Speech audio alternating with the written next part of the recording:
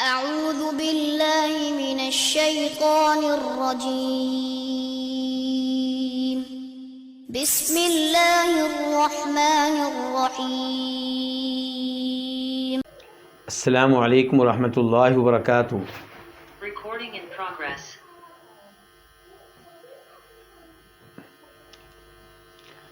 ان الحمد للہ نحمده ونستعینه ونستغفره ونعوذ باللہ من شرور انفسنا ومن سیئات اعمالنا من يهده الله فلا مضل له ومن يضلل فلا هادي له واشهد ان لا اله الا الله وحده لا شريك له واشهد ان محمدا عبده ورسوله. يا أيها الذين آمنوا اتقوا الله حق تقاته ولا تموتن إلا وأنتم مسلمون.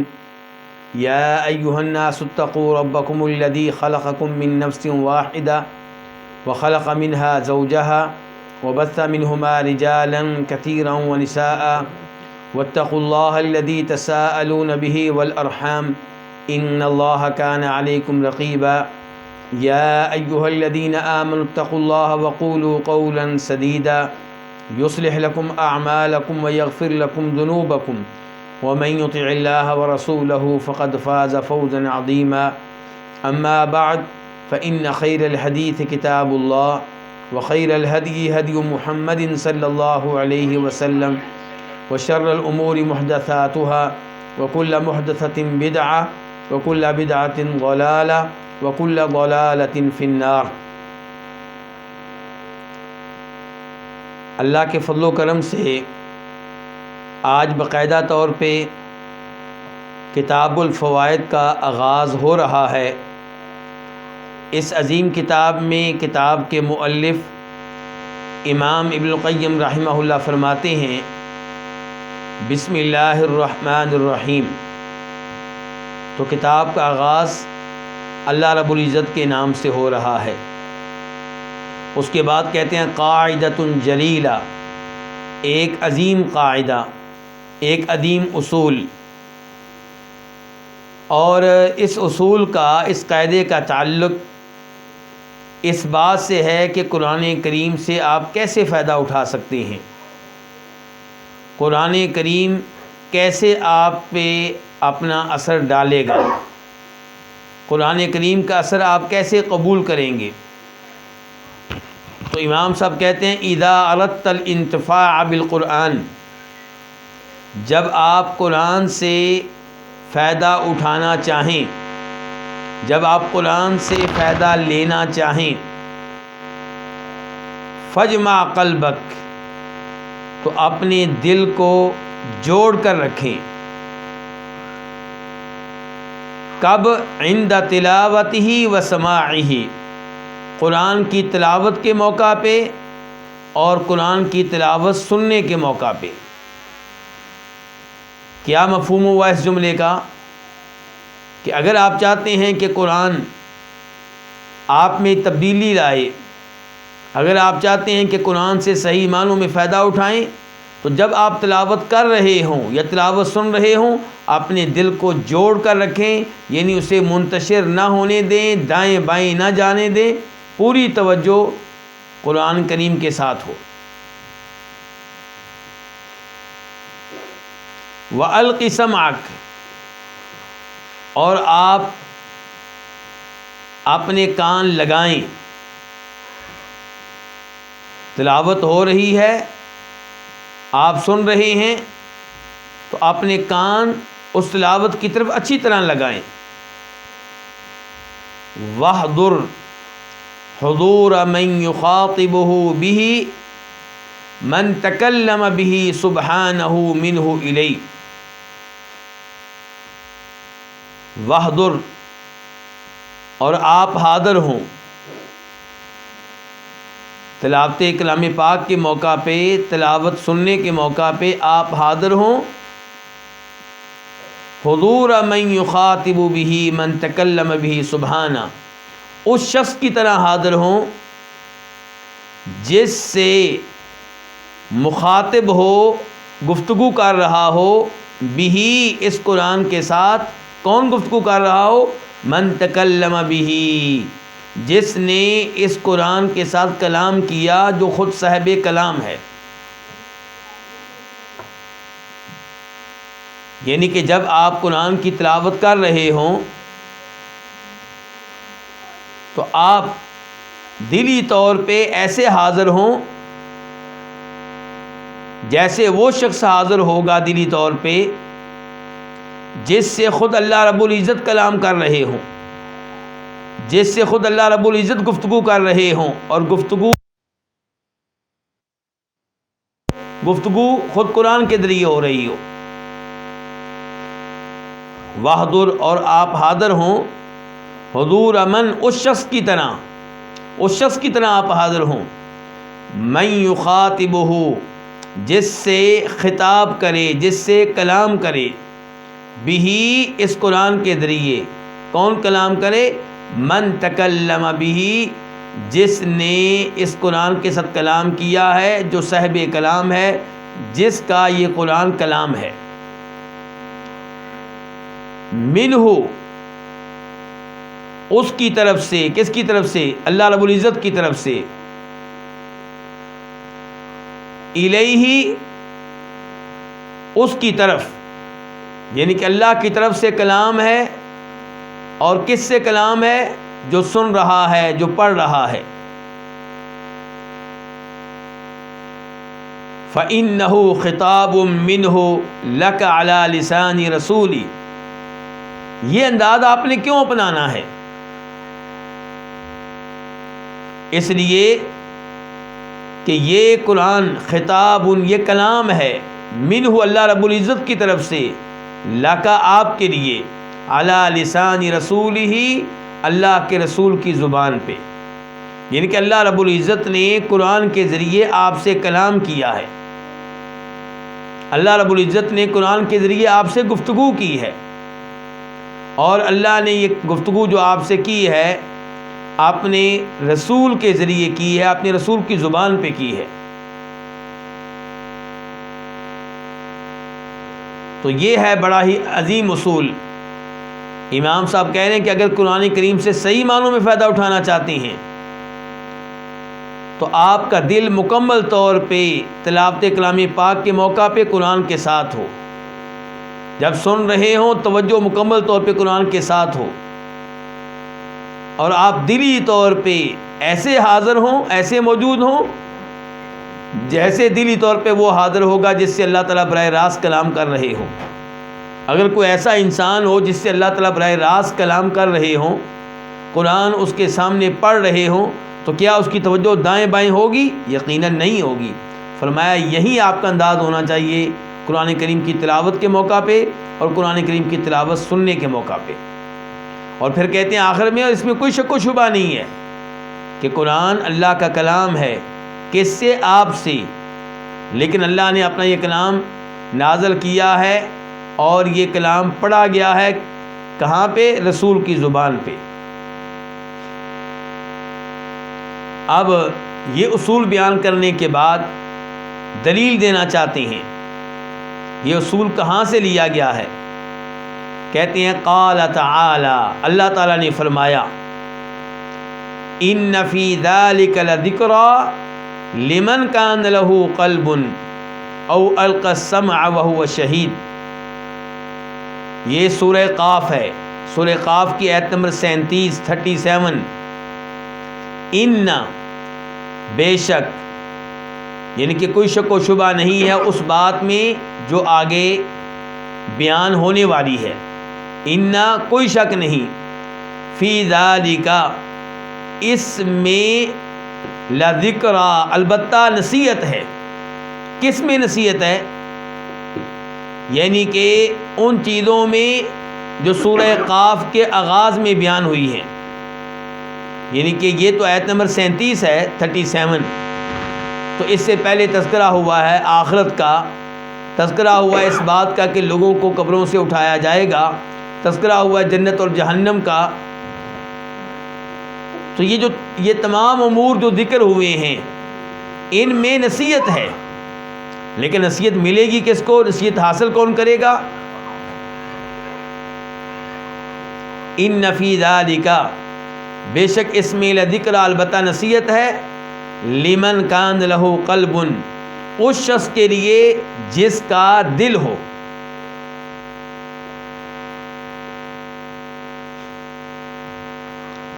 نصیحت اس کو ملے گی جس کا دل ہو، یعنی کہ جس کے جسم میں دل ہو. کون سا دل، یہ آگے چل کر وہ وضاحت کریں گے. تو نصیحت اس کو ملے گی جس کا کوئی دل ہو، او القى السمع، یا پھر جو کان لگائے، وہو شہید، اس حال میں کہ وہ حاضر ہو، دلی طور پہ حاضر ہو.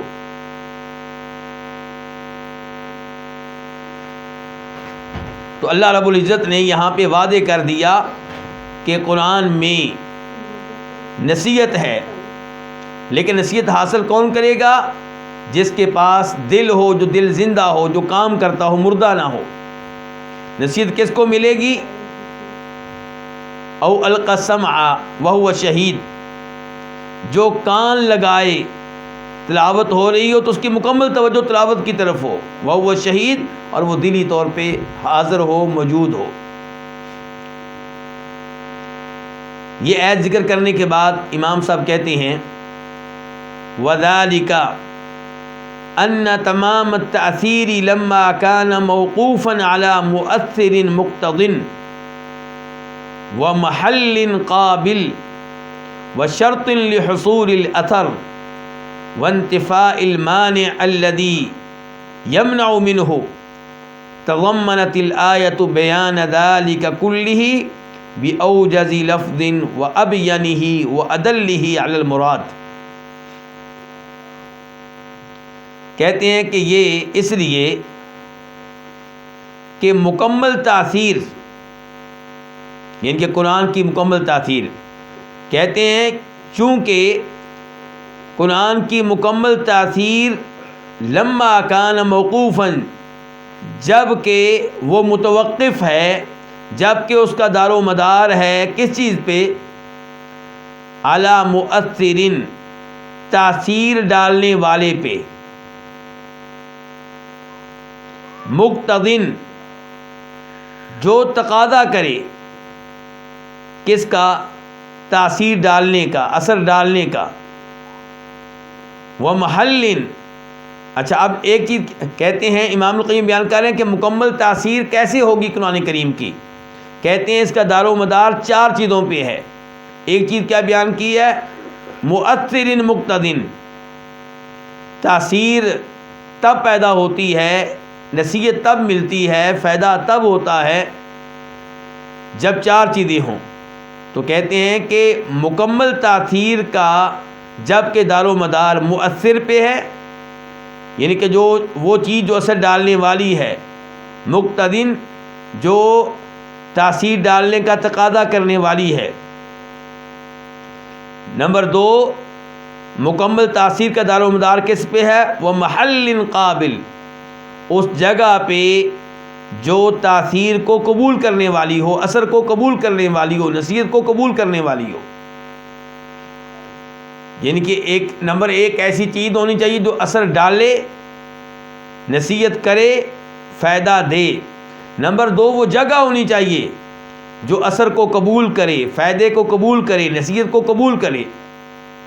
وَشَرْطٍ لِحُصُولِ الْأَثَرِ، تیسرے نمبر پہ وہ شرط ہونی چاہیے جس شرط سے اثر پیدا ہوتا ہے، وہ شرط ہونی چاہیے جس شرط سے نصیحت ملتی ہے. وانتفاء المانع، چوتھے نمبر پہ وہ مانع نہ ہو، وہ رکاوٹ نہ ہو، الذی یمنع منہ، جو اس سے روک دیتی ہے، جو رکاوٹ بن جاتی ہے اثر کے سامنے، نصیحت لینے کے سامنے، تاثیر قبول کرنے کے سامنے. تو امام صاحب کہہ رہے ہیں چونکہ مکمل تاثیر کا دار و مدار ان 4 چیزوں پہ ہے، اس لیے تضمنت الآیہ، اس لیے یہ آیت مشتمل ہے بیان ذالک کلہ، ان تمام امور کی وضاحت پہ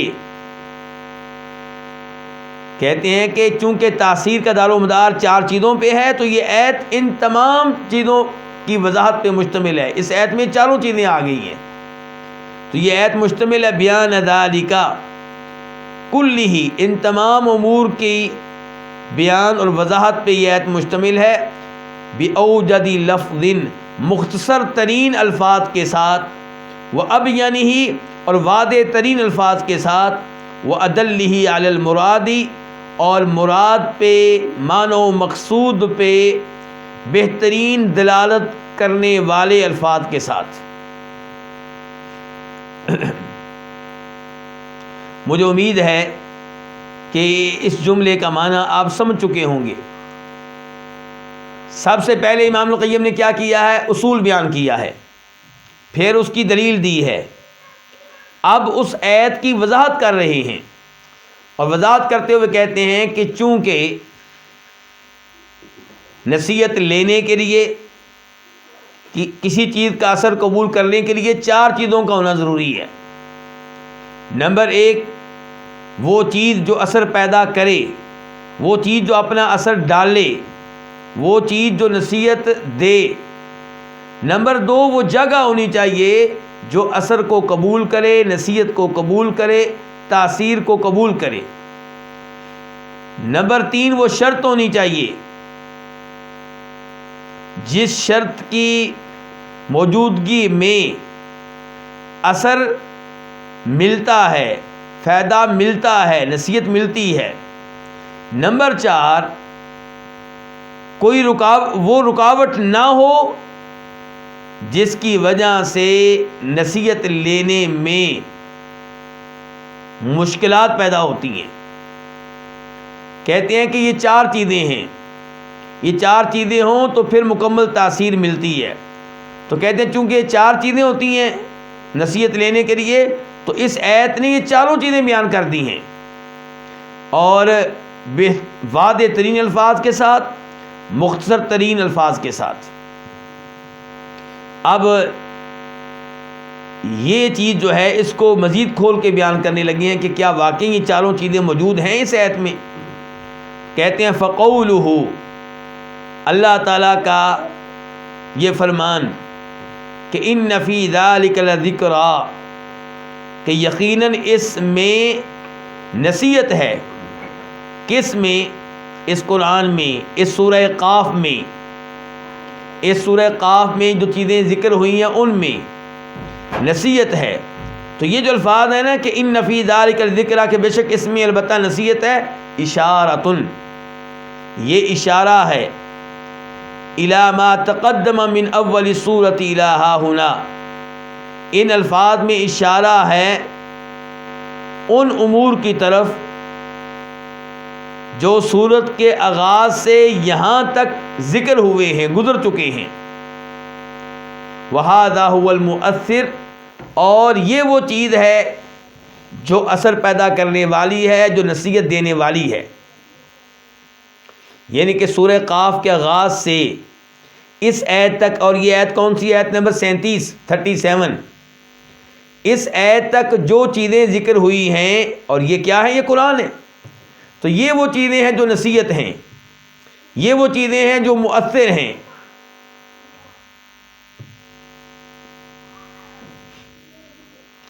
کہتے ہیں وقولہ، اس کے بعد اللہ نے کیا کہا؟ لمن کان لہ قلب، نصیحت کس کے لیے ہے؟ اس کے لیے جس کا دل ہو. کہتے ہیں فہذا هو المحل القابل، تو یہ وہ جگہ ہے جو قبول کرتی ہے کس کو؟ نصیحت کو.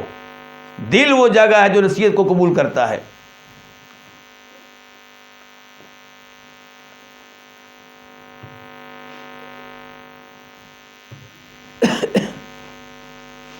کہتے ہیں فہذا هو المحل، محل کا معنی کیا ہوتا ہے؟ جگہ، مقام.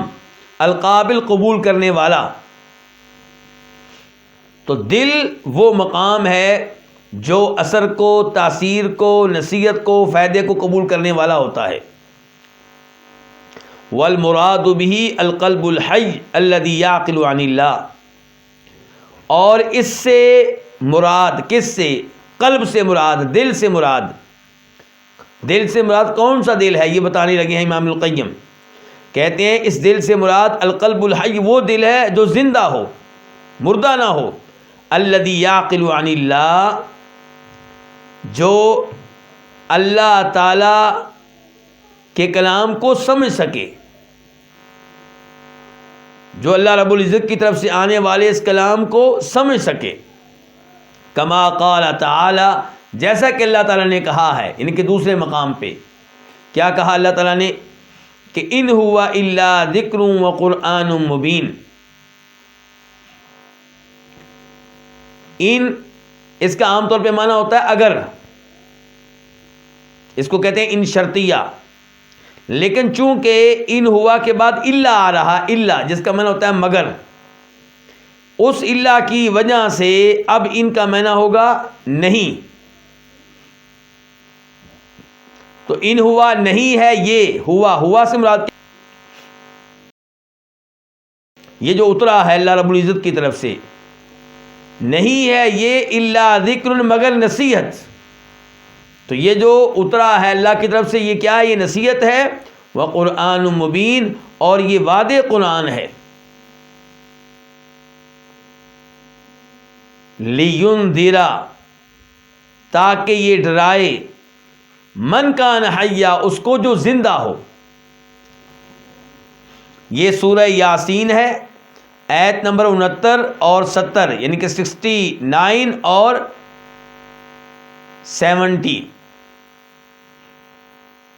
اب یہاں اللہ تعالی نے کہا ہے کہ یہ جو کلام ہم نے نازل کیا ہے یہ نصیحت ہے، اور یہ اس لیے آیا ہے تاکہ یہ ڈرائے، وارننگ دے، خبردار کرے کس کو؟ جو زندہ ہو. تو یہاں پہ زندہ سے کیا مراد ہے؟ اس میں تو کوئی شک و شبہ نہیں ہے کہ قرآن زندوں کے لیے آیا ہے، جو قبروں میں دفن ہے ان کے لیے نہیں آیا. لیکن یہاں پہ اللہ تعالیٰ یہ بتا رہے ہیں کہ ہم نے اس قرآن کو کتاب نصیحت بنایا ہے، اور یہ قرآن وارننگ ہے، لیکن کن کے لیے؟ جو زندہ ہو، یعنی کہ جس کا دل زندہ ہو، جس کا دل کام کر رہا ہو، جس کا دل مردہ نہ ہو. تو امام صاحب کہتے ہیں کہ اللہ تعالیٰ کہہ رہے ہیں ان ہوا الا ذکر، کہ یہ قرآن صرف اور صرف نصیحت ہے، اور یہ قرآن واضح قرآن ہے. لینذر، یہ کیوں کلام نازل ہوا ہے، اس کو کس لیے بھیجا گیا ہے، کس لیے اتارا گیا ہے؟ لینذر، تاکہ یہ ڈرائے، خبردار کرے، وارننگ دے، من کان حیا، اس کو جو زندہ ہو.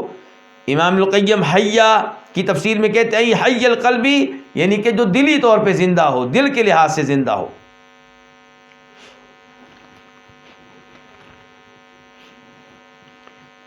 تو امام ابن القیم رحمہ اللہ نے یہ دوسری آیت کیوں ذکر کی ہے؟ کیا آپ یہ بتا سکتے ہیں؟ یہ دوسری آیت امام صاحب نے اس لیے ذکر کی ہے تاکہ واضح کر سکیں کہ پہلی آیت میں، یعنی کہ سورہ قاف کی آیت نمبر 37 میں 37 میں جو قلب کا لفظ آیا، دل کا لفظ آیا ہے، اس سے مراد عام دل نہیں ہے، اس سے مراد زندہ دل ہے. تو قرآن کے ایک لفظ کی تفسیر قرآن کے دوسرے لفظ سے کی ہے امام ابن القیم رحمہ اللہ نے، اور یہ قرآن کی تفسیر کا بہترین انداز ہے کہ آپ قرآن کی تفسیر قرآن سے کریں، اللہ کے کلام کو اللہ کے کلام سے ہی سمجھیں. لیکن اس کا مطلب یہ نہیں ہے کہ آپ یہ نعرہ لگا دیں کہ ہم قرآن کو سمجھیں گے قرآن کے ذریعے یا قرآن کو سمجھیں گے عربی لغت کے ذریعے. جو نعرہ لگاتے ہیں غامدی صاحب، جاوید احمد غامدی کا یہ نعرہ ہے، اور یہ غلط نعرہ ہے، یہ گمراہی پہ مبنی نعرہ ہے.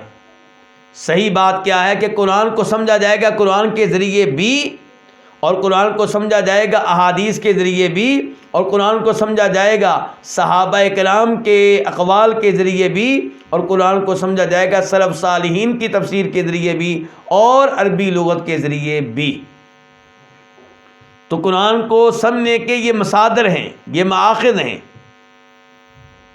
اگر کوئی نبی علیہ الصلوۃ والسلام کی احادیث کا انکار کرتا ہے، چاہے وہ آدھی حدیث کا انکار کرے یا 5 10 20 حدیث کا انکار کرے، تو اس کو کیا کہیں گے؟ اس کو منکر حدیث کہا جائے گا۔ یہ کہا جائے گا کہ یہ حدیث کو نہیں مانتا، چاہے وہ قسمیں کھائے کہ میں نے 1000 حدیثیں تو مانی ہیں، میں نے 2000 حدیثیں تو مانی ہیں۔ ہم کہیں گے 2000 مانی ہیں جو تمہیں صحیح لگی ہیں، جن کو تمہاری عقل نے قبول کیا، باقی 5 کیوں نہیں مانی؟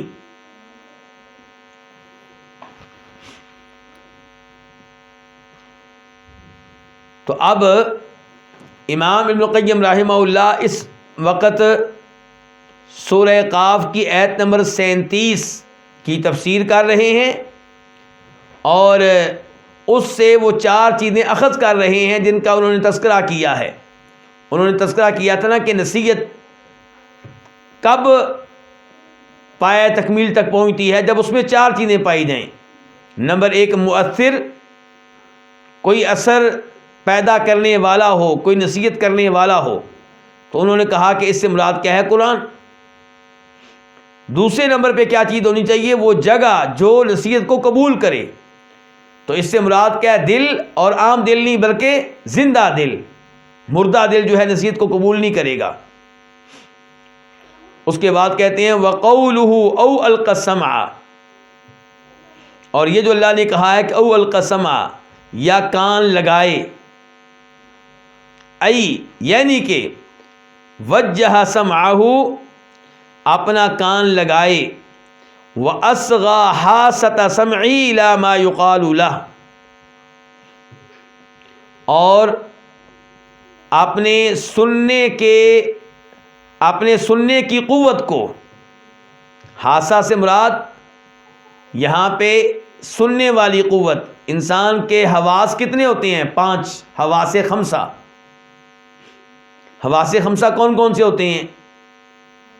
یعنی کہ ایک سننے کی قوت، ایک دیکھنے کی قوت، اور ایک سونگھنے کی قوت، اور ایک چکھنے کی قوت، اور ایک چھونے کی قوت۔ یہ 5 حواس اللہ نے انسان کو دیے ہیں۔ ایک سننے کی قوت دی ہے، آنکھوں سے انسان کانوں سے انسان سنتا ہے، ایک دیکھنے کی قوت آنکھوں سے دیکھتا ہے، ایک سونگھنے کی قوت ناک سے سونگھتا ہے، ایک چکھنے کی قوت زبان سے چکھتا ہے، اور ایک چھونے کی قوت یہ ہاتھوں کے ذریعے۔ یہ کیا ہوتی ہیں؟ حواس 5۔ اور اسی وجہ سے لوگ کہتے ہیں چھٹی حس، میری چھٹی حس کہہ رہی ہے۔ ان کے 5 حواس تو وہ ہے جو ہر ایک کے پاس ہوتے ہیں، اور میری چھٹی حس جو ہے وہ کچھ اور بتا رہی ہے، مجھے خبردار کر رہی ہے۔ تو یہاں پہ ابن القیم کہتے ہیں او القى السمع ای وجہ سمعہ، اپنے کان لگائے، تلاوت ہو رہی ہو تو اپنا کان لگائے، وَأَصْغَى حَاسَةَ سَمْعِهِ، اور اپنے سننے کی قوت کو کیا کرے؟ اس کو لگا دے، اس کو متوجہ کر دے، اِلَى مَا يُقَالُ لَهُ، اس کی طرف جو اس سے کہا جا رہا ہے۔ وَهَذَا شَرْطُ التَّأَثُّرِ بِالْكَلَامِ، کہتے ہیں کہ یہ کلام سے اثر لینے کی شرط ہے، یعنی کہ کلام سے اثر آپ کو کب ملے گا، فائدہ کب ملے گا، نصیحت کب ملے گی؟ جب آپ توجہ سے بات سنیں گے، جب آپ کی توجہ ہوگی تو تبھی آپ قرآن کے اثر کو قبول کر سکیں گے، قرآن آپ پہ اپنی تاثیر ڈال سکے گا، قرآن سے نصیحت آپ لے سکیں گے، قرآن آپ کو نصیحت دے سکے گا۔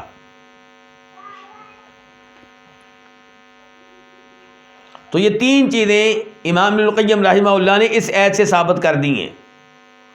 مؤثر، اثر ڈالنے والی چیز، وہ کیا ہے؟ قرآن۔ نمبر 2 وہ مقام، وہ جگہ جو اثر کو قبول کرے، نصیحت کو قبول کرے، اور وہ کیا ہوتا ہے؟ دل، اور دل سے مراد زندہ دل۔ اور تیسرے نمبر پہ کیا شرط ہے؟ کہ توجہ سے بات سنی جائے، دھیان سے بات سنی جائے، کان مکمل طور پہ قرآن کی طرف ہوں۔ یہ نہیں کہ آپ منہ سے تلاوت کر رہے ہیں یا کسی کی تلاوت سن رہے ہیں، لیکن ساتھ ساتھ توجہ کسی اور چیز کی طرف بھی ہے، کوئی اور چیز بھی سن رہے ہیں، کسی اور کی گفتگو بھی سن رہے ہیں، کسی اور کی باتیں بھی سن رہے ہیں۔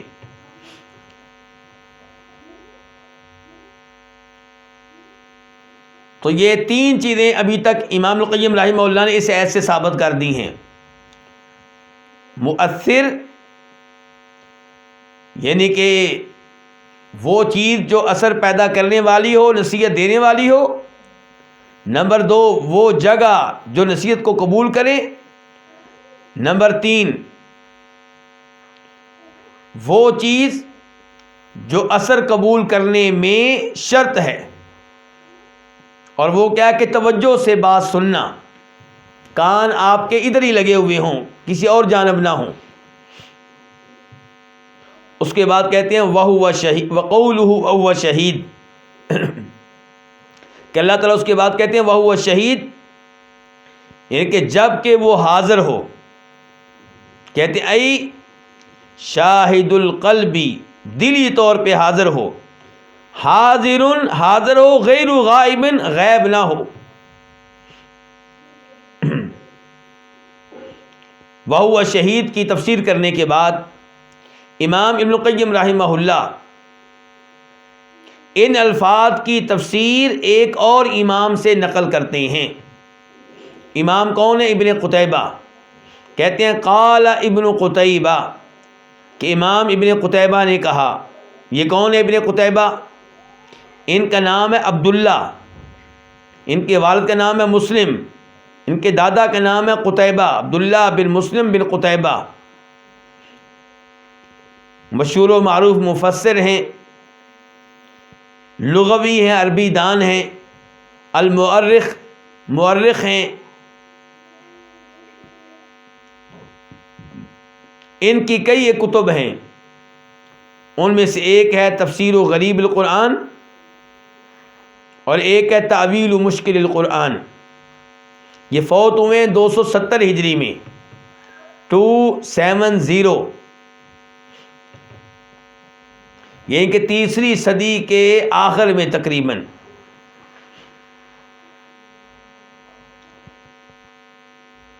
امام بخاری سے کچھ عرصہ بعد فوت ہوئے ہیں۔ تو کہتے ہیں امام ابن قتیبہ یہ تفسیر کر رہے ہیں کن الفاظ کی؟ او القى السمع وهو شہید کی، اس آیت کے آخری حصے کی، کہ یا کان لگائے اس حال میں کہ وہ حاضر ہو۔ تو ابن قتیبہ ان الفاظ کی تفسیر میں کہتے ہیں استمع کتاب اللہ، غور سے سنیں اللہ کی کتاب کو۔ یہ لفظ کیا ہے؟ استمع۔ ایک لفظ ہوتا ہے سمع، اس نے سنا، ایک ہے استمع، اس میں تا آ گئی ہے، تو اس کا معنی کیا؟ غور سے سنیں۔ تو کہتے ہیں استمع کتاب اللہ، غور سے سنیں اللہ کی کتاب کو۔ وَهُوَ شَاهِدُ الْقَلْبِ وَالْفَهْمِ، اور وہ دل کے لحاظ سے اور سمجھنے کے لحاظ سے حاضر ہو، موجود ہو۔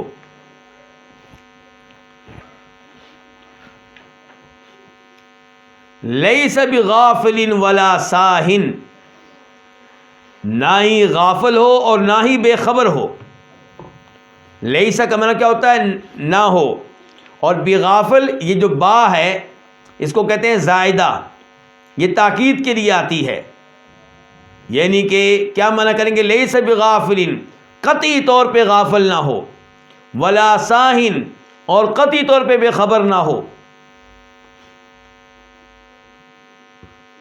امام ابن قتیبہ کی گفتگو اپنے اختتام کو پہنچی۔ اس کے بعد امام ابن القیم کہتے ہیں وَهُوَ إِشَارَةٌ إِلَى الْمَانِعِ مِنْ حُصُولِ التَّأْثِيرِ، کہ اللہ رب العزت کے یہ الفاظ جو ہیں، کون سے الفاظ؟ وَهُوَ شہید، اللہ نے کہا ہے کہ اس حال میں کہ وہ دلی طور پہ حاضر ہو، یہ الفاظ جو ہے یہ اشارہ ہیں، کس چیز کی طرف اشارہ ہے؟ الی المانع، اس چیز کی طرف جو رکاوٹ بن جاتی ہے، من حصول التأثیر، تاثیر پیدا ہونے سے، تاثیر پیدا ہونے سے جو چیز رکاوٹ بن جاتی ہے اس کی طرف اشارہ ہے۔ یہ کیا چیز ہے جی جو تاثیر پیدا ہونے میں رکاوٹ بن جاتی ہے؟ وَهُوَ سَهْوُ الْقَلْبِ وَغَيْبَتُهُ، دل کا غافل ہونا اور اس کا غائب ہونا، عن تعقل ما يقال له، اس چیز کو سمجھنے سے جو اس سے کہی جا رہی ہے، والنظر فیہ، اور اس پہ غور و فکر کرنے سے، وتأملہ، اور اس میں تأمل کرنے سے۔ تو امام صاحب نے ان آخری الفاظ سے کیا نکالا ہے؟ معنی، یعنی کہ وہ چیز جو قرآن کا اثر قبول کرنے میں رکاوٹ بن جاتی ہے، وہ کیا چیز ہے جی؟ وہ دل کا غافل ہونا، دل کا غائب ہونا، کس چیز سے؟ اس چیز پہ غور و فکر کرنے سے غائب ہونا جو آپ سے کہی گئی ہے، جو آپ کے سامنے پڑھی گئی ہے۔ تو جب دل غافل ہوگا تو پھر بھی تاثیر پیدا نہیں ہوگی۔ تو تاثیر پیدا ہونے کے لیے کتنی چیزیں ہیں؟ 4 چیزیں ہیں۔ تو میں پھر دہرا دوں ایک دفعہ، امام صاحب نے کتنی چیزیں ذکر کی ہیں؟ کہتے ہیں قرآن مکمل طور پہ آپ پہ کب اثر انداز ہوگا، قرآن سے فائدہ صحیح معنوں میں آپ کب اٹھا سکیں گے؟ جب 4 چیزیں موجود ہوں۔ نمبر 1 مؤثر، یعنی کہ وہ چیز جو اثر پیدا کرے، جو نصیحت دے۔ نمبر 2 وہ جگہ ہونی چاہیے جو نصیحت کو قبول کرے، جو اثر کو قبول کرے، اور اس سے مراد کیا ہے؟ دل، یعنی کہ زندہ دل۔ اور تیسرے نمبر پہ شرط پائی جائے کس چیز کی؟ نصیحت لینے کی، اثر قبول کرنے کی۔ اور وہ نصیحت کیا ہے؟ کہ آپ کی توجہ، آپ کے کان مکمل طور پہ اس مؤثر کی طرف، اس نصیحت کی طرف، اس قرآن کی طرف لگے ہوئے ہوں۔ اور چوتھے نمبر پہ کیا ہے؟ کہ کوئی مانع نہ ہو، کوئی رکاوٹ نہ ہو۔ اگر رکاوٹ ہوگی تو پھر بھی کام خراب ہو جائے گا۔ یعنی کہ مؤثر تو موجود ہے، دل بھی زندہ ہے، کان بھی لگے ہوئے ہیں، لیکن دل اس موقع پہ غافل ہے، بے خبر ہے۔ اس موقع پہ ویسے دل زندہ ہے لیکن اس موقع پہ، تو کہتے ہیں پھر رکاوٹ پیدا ہو جائے گی۔ تو یہ چاروں چیزیں پائی جائیں تو پھر مکمل تاثیر پیدا ہوگی۔ 4 چیزیں اب کیا پائی جائیں؟ نمبر 1 مؤثر ہو، یعنی کہ وہ کلام جو تاثیر پیدا کرے۔ نمبر 2 زندہ دل ہو۔ نمبر 3 کان مکمل طور پہ اس مؤثر کی طرف لگے ہوئے ہوں، اس کلام کی طرف لگے ہوئے ہوں۔ نمبر 4 کوئی رکاوٹ نہ ہو، معنی نہ ہو، یعنی کہ دل غافل نہ ہو، دل غائب نہ ہو۔ اب کہتے ہیں امام صاحب فَإِذَا حَصَلَ الْمُؤَثِّرُ وَهُوَ الْقُرْآنُ وَالْمَحَلُّ الْقَابِلُ وَهُوَ الْقَلْبُ الْحَيُّ وَوُجِدَ الشَّرْطُ وَهُوَ الْإِصْغَاءُ وَانْتَفَى الْمَانِعُ وَهُوَ اشْتِغَالُ الْقَلْبِ وَذُهُولُهُ عَنْ مَعْنَى الْخِطَابِ وَانْصِرَافُهُ عَنْهُ إِلَى شَيْءٍ آخَرٍ حَصَلَ الْأَثَرُ وَهُوَ الْانْتِفَاعُ وَالتَّذَكُّرُ۔ کہتے ہیں کہ جب مؤثر موجود ہو، اور مؤثر کیا ہے؟ خود ہی کہتے ہیں وَهُوَ الْقُرْآنُ، اور وہ قرآن ہے۔ مؤثر یعنی کہ تاثیر پیدا کرنے والا کلام۔ کہتے ہیں جب مؤثر موجود ہو اور وہ قرآن ہے، والمحل القابل، اور وہ محل بھی، وہ جگہ بھی موجود ہو جو تاثیر کو قبول کرتی ہے، اور اس سے مراد کیا؟ وَهُوَ الْقَلْبُ الْحَيُّ، اور اس سے مراد ہے زندہ دل، ووجد الشرط، اور شرط بھی موجود ہو، وہو الاصغاء، اور وہ ہے کہ کان لگانا اس مؤثر کی طرف، اس قرآن کی طرف، وانتفى المانع، اور معنی بھی غیر موجود ہو، اور وہ معنی کیا ہوتا ہے؟ وہو اشتغال القلب وذہولہ، دل کا مشغول رہنا اور اس کا غافل رہنا، عن معنی الخطابی، کلام کے معنی سے، وانصراف عنہ، اور اس کی بجائے کسی اور چیز کی طرف مصروف رہنا، دل کا قرآن کی بجائے کسی اور چیز کی طرف مصروف رہنا۔ تو کہتے ہیں کہ جب یہ چاروں چیزیں موجود ہوں، حصل الاثر، تب اثر موجود ہوگا، اثر موجود ہوگا۔ اثر کیا چیز ہے؟ امام صاحب کہتے ہیں وَهُوَ الْإِنْتِفَاعُ وَالتَّذَكُّرُ، اور وہ ہے نفع لینا، فائدہ لینا اور نصیحت لینا۔ تو بڑا عظیم قاعدہ بیان کیا ہے امام ابن القیم رحمہ اللہ نے یہاں پہ، اور اس عظیم امام کی یہ گفتگو سننے کے بعد یقیناً آپ اس نتیجے پہ پہنچ چکے ہوں گے کہ قرآن میں کتنے خزانے چھپے ہوئے ہیں۔ اگر کوئی غور کرنے والا ہو تو اسے خزانے ملتے ہیں۔ دیکھیے امام ابن القیم رحمہ اللہ نے یہ 4 چیزیں قرآن سے نکال کر بتا دی ہمیں، قرآن سے مسئلہ نکال کے بتا دیا ہے کہ قرآن کیسے اثر انداز ہوتا ہے، قرآن سے کیسے فائدہ ہم اٹھا سکتے ہیں۔ مجھے اور آپ کو شکوہ رہتا ہے کہ قرآن تو ہم پڑھتے ہیں، لیکن ہم میں وہ تاثیر پیدا کیوں نہیں ہوتی جو صحابہ کرام میں پیدا ہوتی تھی؟ صحابہ کرام تو قرآن کی بدولت مکمل طور پہ تبدیل ہو گئے تھے، ہم میں تبدیلی پیدا کیوں نہیں ہوتی؟ تو امام ابن القیم رحمہ اللہ نے بتا دیا کہ کیوں پیدا نہیں ہوتی،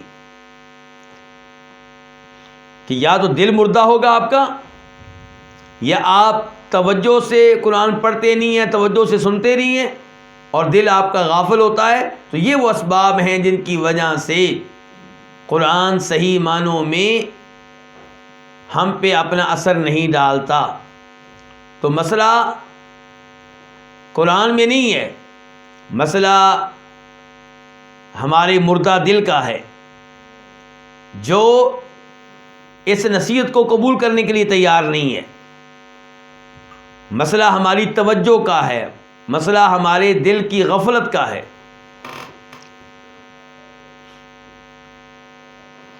اس کے بعد امام صاحب خود ایک سوال اٹھاتے ہیں، خود ایک سوال اٹھا رہے ہیں، پھر اس کا جواب بھی دیں گے۔ کہتے ہیں فَإِن قِيلَ، پس اگر کہا جائے کہ اذا كان التاثیر انما یتم بمجموع هذه، کہ جب تاثیر مکمل ہوتی ہے ان 4 چیزوں کے مجموعے سے، یعنی کہ تاثیر تب پیدا ہوگی جب یہ چاروں چیزیں پائی جائیں۔ جب صورتحال یہ ہے تو فما وجہ دخول ادات او فی قولہ او القى السمع، تو کیا وجہ ہے، کیا سبب ہے حرف او کے داخل ہونے کا او القى السمع میں؟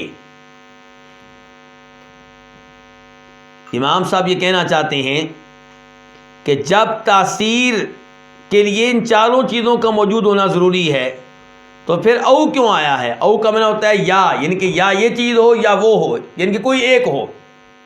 جب کہ آپ کہہ رہے ہیں کہ چاروں چیزوں کا ہونا ضروری ہے تو پھر تو واو آنی چاہیے تھی، یعنی کہ پھر اللہ تعالیٰ کہتے وَأَلْقَى السَّمْعَ، او نہ کہتے بلکہ کہتے وَأَلْقَى السَّمْعَ، یعنی کہ یہ بھی چیز موجود ہو، یہ بھی ہو، یہ بھی ہو، یہ بھی ہو۔ اس کے لیے عربی میں کیا آتا ہے؟ واو آتی ہے۔ اردو میں کیا آتا ہے؟ اور، یعنی کہ نمبر 1 یہ چیز ہو اور یہ ہو اور یہ ہو اور یہ ہو، یہ انداز ہونا چاہیے تھا۔ جبکہ اللہ تعالیٰ نے یہاں پہ کہہ دیا یا، یعنی کہ یا یہ ہو یا یہ ہو۔ اس کا مطلب یہ ہے کہ تاثیر لینے کے لیے چاروں کا ہونا ضروری نہیں ہے۔ یہ ہو گئی، یہ چیز موجود ہوئی تب بھی تاثیر پیدا ہو جائے گی، اور اگر یہ نہ ہوئی وہ ہوئی تو تب بھی تاثیر پیدا ہو جائے گی. اس کا مطلب تو یہ نکلا.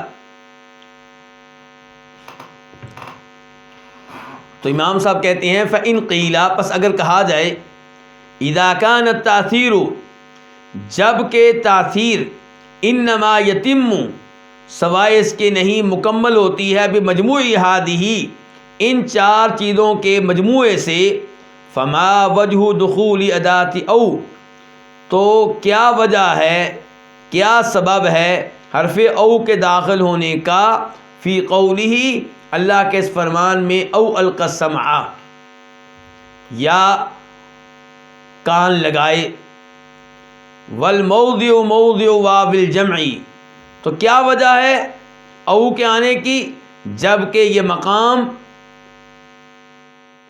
مقام ہے واو جمع کی لانے کا.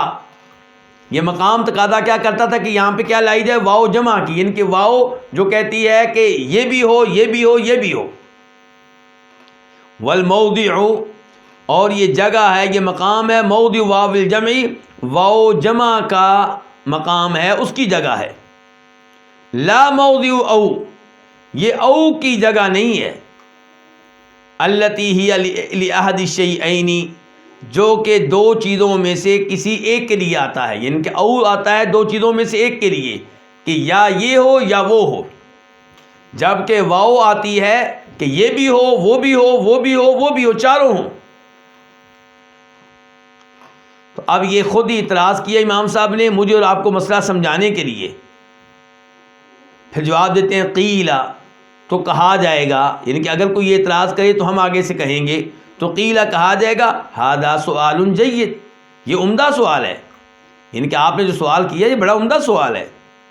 والجواب عنہ اور اس کا جواب یہ ہے کہ ان یقال یہ کہا جائے گا کہ خرج الکلام بأو باعتبار حال المخاطب المدعو کہ کلام کو بیان کیا گیا ہے او کے ساتھ. او کا معنی کیا ہوتا ہے یا کلام کو بیان کیا گیا او کے ساتھ مخاطب کی حالت کے اعتبار سے یعنی کہ مخاطب جس سے اللہ تعالی ہم کلام ہے جس سے اللہ تعالی گفتگو کر رہے ہیں. تو خرج الکلام بأو اس کلام کو او کے ذریعے بیان کیا گیا ہے مخاطب المدعو جس کو دعوت دی جا رہی ہے جس سے کہا جا رہا ہے قرآن پہ غور کرو. تو مخاطب جس کو دعوت دی جا رہی ہے اس کی حالت کے اعتبار سے. اب یہ امام صاحب وضاحت کرنے لگے ہیں کہ او کیوں آیا ہے واو کیوں نہیں آئی. تو اس معاملے کو واضح کرنے کے لیے وہ بتائیں گے کہ لوگ دو طرح کے ہوتے ہیں. چنانچہ وہ کہنے لگے ہیں ان کا کلام سنتے ہیں. کہتے ہیں فَإِنَّ مِنَ النَّاسِ مَن يَكُونُ حَيَّ الْقَلْبِ وَاعِيَهُ تَامَ الْفِطْرَةِ بے شک ان اکملہ بے شک من الناس یہ من جو ہے یہ تبعیضیہ اس کو کہتے ہیں. یہ بعض کا معنی دیتا ہے کوئی ایک کچھ بعض. بے شک لوگوں میں سے کوئی من یکون حی القلب لوگوں میں سے کوئی زندہ دل ہوتا ہے واعیہ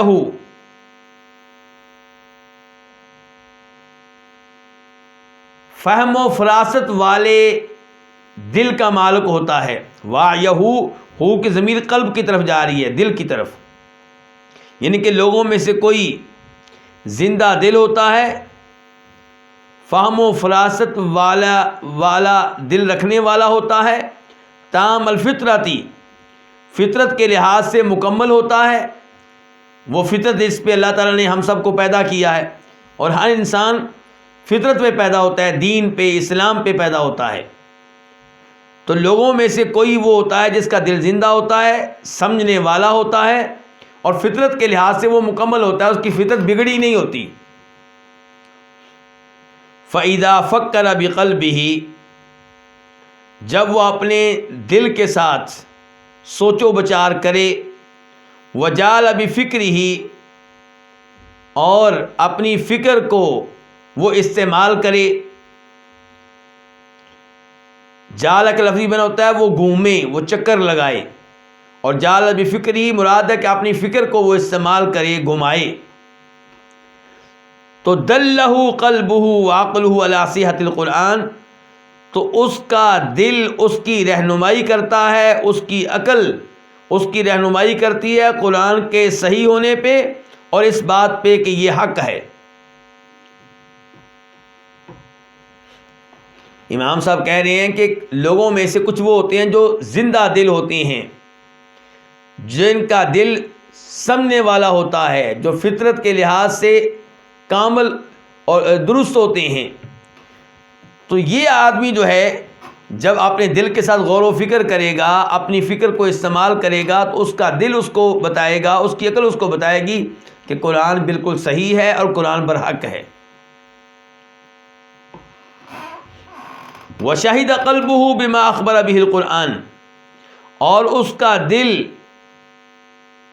شہادت دے گا اس کے حق میں جس کی قرآن نے خبر دی ہے، جو قرآن نے بتایا ہے۔ فَكَانَ وُرُودُ الْقُرْآنِ عَلَىٰ قَلْبِهِ، تو قرآن کا اس کے دل پہ وارد ہونا نوراً علی نور الفطرہ، نور فطرت پہ نور ہوگا، نور پہ ایک نور ہوگا، یعنی کہ ایک قرآن کا نور اور ایک اس کی فطرت پہلے سے صحیح ہے، وہ نور اس کے پاس پہلے سے موجود ہے۔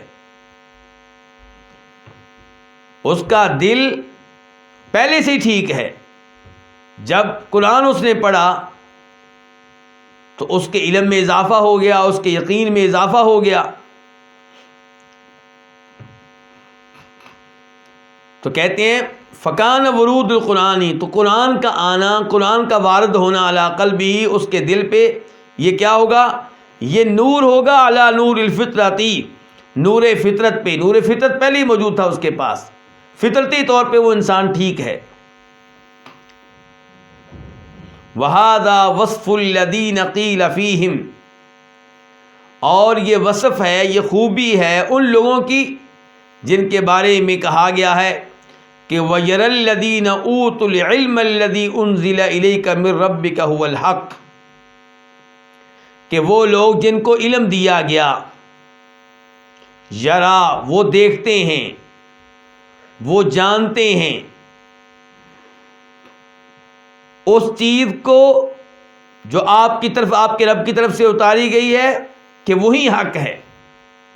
اس آیت کا آسان ترجمہ کیا ہوا کہ جن کے پاس علم ہے وہ جانتے ہیں کہ اے نبی جو قرآن آپ پہ نازل ہوا یہ برحق ہے، یہ سچا ہے، یہ حق ہے۔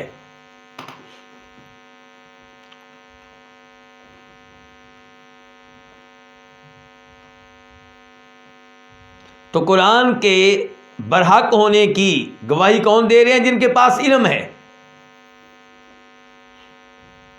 یعنی کہ ان کے پاس پہلے سے بھی علم ہے، پہلے سے ان کے پاس علم ہے، فطرت کا علم، فطرت کا نور، زندہ دل۔ اس علم کی روشنی میں وہ کہتے ہیں کہ قرآن بالکل ٹھیک کہہ رہا ہے۔ اس کا مطلب یہ ہے کہ قرآن تو بعد میں آیا، پہلے سے ان کے پاس ایک نور موجود ہے، فطرت کا نور۔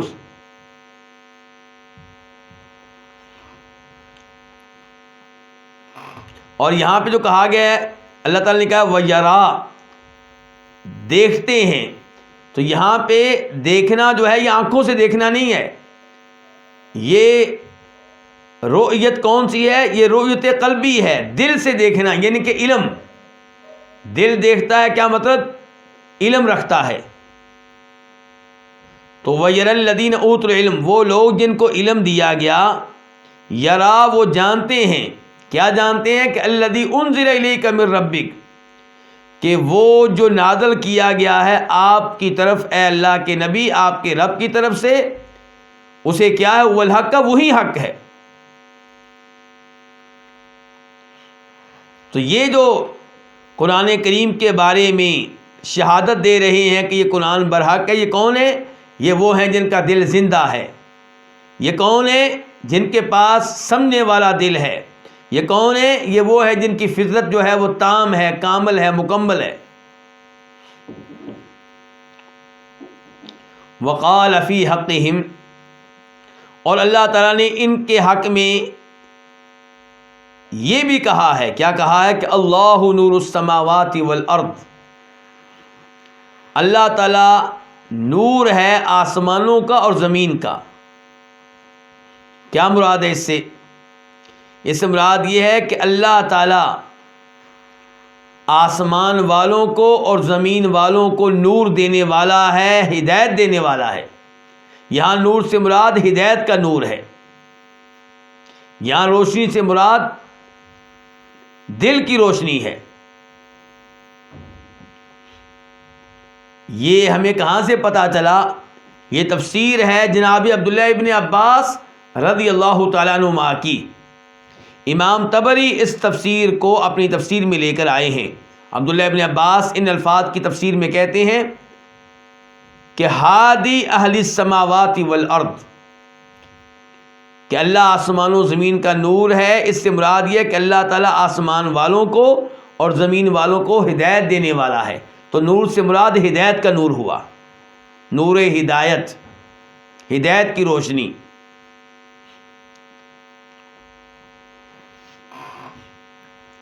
مثل نورہ، اس کے نور کی مثال. کس کے نور کی مثال؟ اللہ کے دیے ہوئے اس نور کی مثال جو مومن کے دل میں ہے. مومن کے دل میں جو اللہ کی طرف سے نور ہے، اللہ کی طرف سے ہدایت ہے، اس کی مثال کیا ہے؟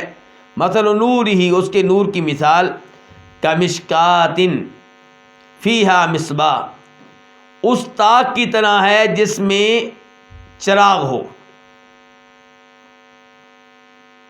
طاق کس کو کہتے ہیں؟ دیوار میں جگہ بنائی گئی ہے مختلف چیزیں رکھنے کے لیے، اس کو کیا کہتے ہیں؟ طاق.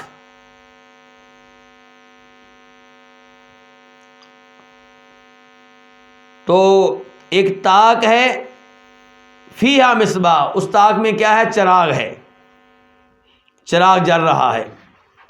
المصباح فی زجاجہ، یہ چراغ شیشے کے ایک فانوس میں ہے، شیشے کی لالٹین میں ہے.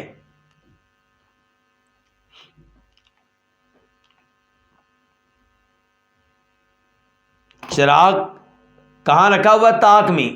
لیکن براہ راست طاق میں نہیں رکھا ہوا، بلکہ فانوس ہے، شیشے کا فانوس، اس کے اندر یہ چراغ ہے. الزجاجۃ کأنہا کوکب دری، الزجاجہ یہ شیشہ، یہ شیشے کا فانوس گویا کہ چمکنے والا ایک تارا ہے.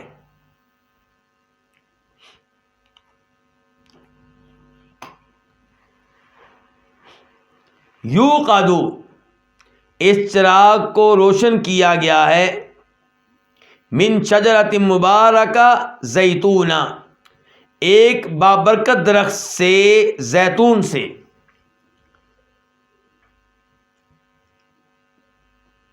یعنی کہ چراغ میں تیل کون سا جل رہا ہے؟ ایک بابرکت درخت کے پھل کا. یہ بابرکت درخت کون سا ہے؟ زیتون. والتین والزیتون. لا شرقیۃ ولا غربیہ، یہ درخت جو زیتون ہے نہ مشرقی ہے اور نہ مغربی ہے. اس کا کیا مطلب ہے؟ نہ مشرقی ہے نہ مغربی ہے. اس سے مراد یہ ہے کہ زیتون کا درخت ویسے ہی بابرکت ہے، اوپر سے یہ درخت جس کا یہ تیل ہے، جس کا یہ زیتون کا پھل ہے، یہ درخت جو ہے نہ مشرقی ہے نہ مغربی ہے. اس کے مشرقی جانب بھی کئی درخت ہیں، مغربی جانب بھی کئی درخت ہیں. اس لیے اس پہ جو دھوپ پڑتی ہے وہ مناسب ہے، بہت زیادہ نہیں ہے. اتنی زیادہ دھوپ نہیں پڑتی کہ اس کے جو پھل ہے اس کی رطوبت جو ہے وہ ختم ہو جائے. نہیں، ایسا نہیں ہے.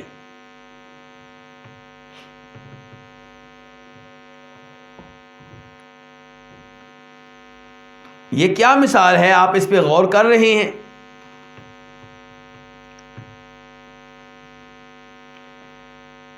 تشبیہ دی جا رہی ہے کس کو؟ مومن کے دل میں اللہ کی ہدایت کا جو نور ہے اس کو. مومن کے دل میں کیا ہے؟ اللہ کی طرف سے ہدایت کا نور. اس کو تشبیہ دی جا رہی ہے کس سے؟ ایک چراغ ہے، اس چراغ کی روشنی سے. مومن کے دل میں جو نور ہے، ہدایت کا نور، ہدایت کی روشنی، اس کو تشبیہ دی جا رہی ہے کس سے؟ ایک ایسے چراغ کی روشنی سے جس میں ہر طریقے سے روشنی کا اضافہ کیا گیا ہے.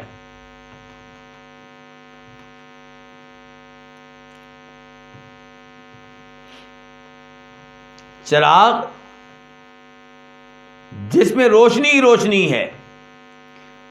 کیسے روشنی ہی روشنی ہے جی؟ نمبر ایک کہ یہ چراغ جو ہے اس کو کہاں رکھا گیا ہے؟ طاق میں. کیوں؟ کیونکہ اگر طاق میں نہیں ہوگا تو اس کی شعاعیں پھیل جائیں گی، روشنی کم ہو جائے گی. چراغ کو رکھا گیا طاق میں تاکہ شعاعیں نہ پھیلیں.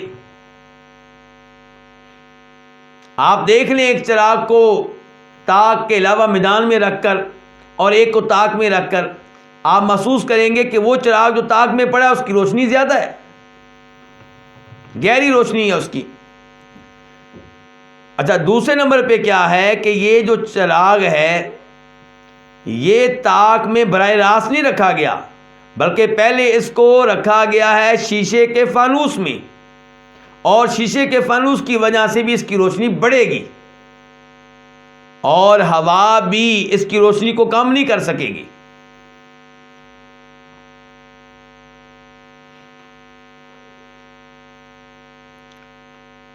اور شیشے کا فانوس بھی عام شیشے کا فانوس نہیں ہے، بلکہ وہ خود بھی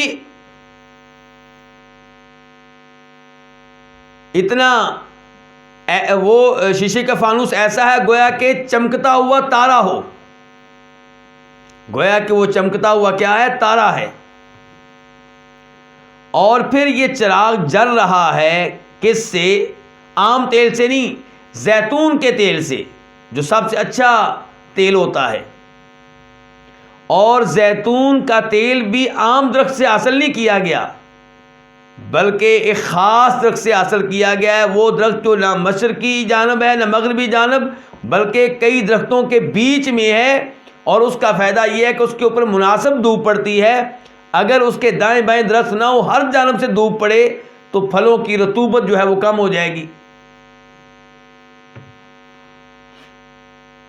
یکاد زیتھا یضیء، قریب ہے کہ اس کا تیل یضیء خود ہی جل اٹھے.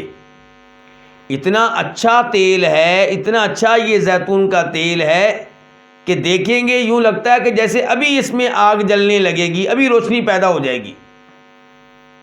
وَلَوْ لَمْ تَمْسَسْهُ نَارٌ، خواہ اسے آگ مس نہ کرے، چاہے اسے آگ نہ لگے، چاہے آپ آگ نہ لگائیں، یوں لگتا ہے کہ خود ہی یہ جل اٹھے گا. اب جب آپ اس کو آگ بھی لگا دیں، اس تیل کو چراغ کی شکل میں اور طاق میں رکھ دیں، شیشے کے فانوس میں رکھ دیں، تو یہ کیا ہو جائے گا؟ نور علی نور. یہ نور کے اوپر نور ہوگا، روشنی کے اوپر روشنی ہوگی.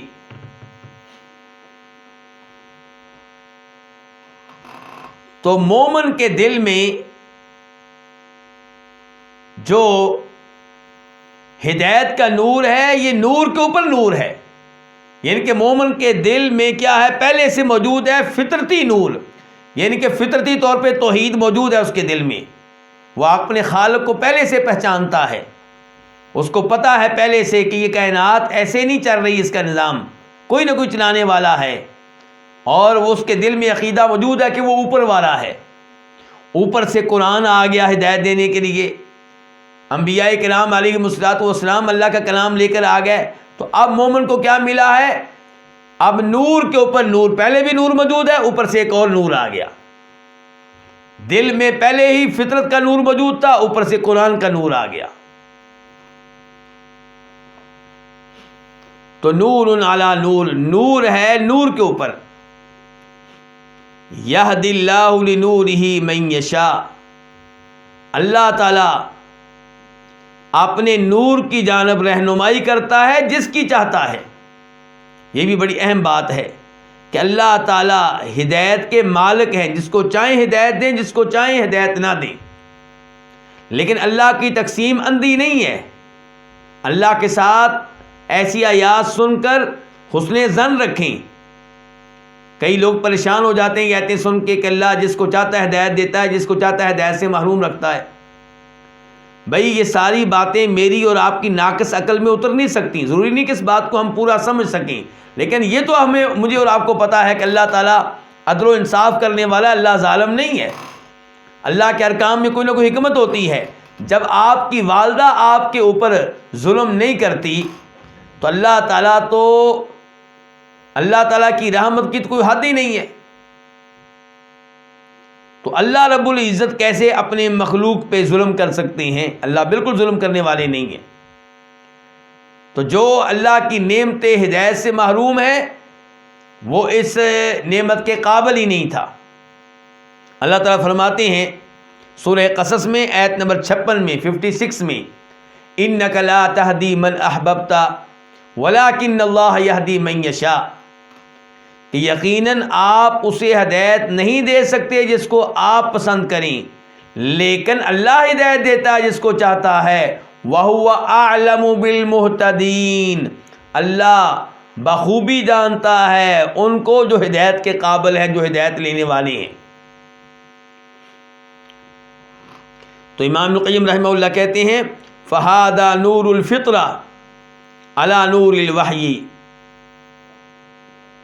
یہ فطرت کا نور ہے وحی کے نور پہ. یعنی کہ وحی کا نور بھی ہو گیا اور فطرت کا نور بھی ہو گیا. وحی کیا؟ قرآن وحی ہے. کہتے ہیں وَهَذَا حَالُ صَاحِبِ الْقَلْبِ الْحَيِّ الْوَاعِي، اور یہ حالت ہے اس آدمی کی جو زندہ دل والا ہو، الواعی سمجھنے والا ہو، جس کے پاس ایسا دل ہے جو زندہ ہے اور سمجھنے والا دل ہے، یہ اس کی حالت ہے. قال ابن القیم، امام ابن القیم رحمہ اللہ کہتے ہیں وقد ذکرنا ما تضمنت هذه الآیہ. اچھا یہ کتاب تو امام القیم رحمہ اللہ کی ہے، پھر اس میں کیسے آ گیا کہ ابن القیم کہتے ہیں؟ بعد میں آنے والے کئی دفعہ یہ الفاظ لکھ دیتے ہیں اور کئی دفعہ وہ امام خود لکھ دیتا ہے کہ میں یہ کہہ رہا ہوں، لیکن وہ یہ نہیں کہتے کہ میں کہہ رہا ہوں. وہ اپنا نام لکھ کے کہتے ہیں کہ عبد الباسط کہہ رہا ہے، ابن القیم کہہ رہا ہے. تو قال ابن القیم، امام القیم کہتے ہیں وقد ذکرنا ما تضمنت هذه الآیۃ من الاسرار والعبر، یہ آیت جن اسرار اور عبرتوں پہ مشتمل ہے ان کا ہم تذکرہ کر چکے ہیں. الاسرار سر ان کی جمع ہے راز، والعبر عبرت ان کی جمع عبرتیں.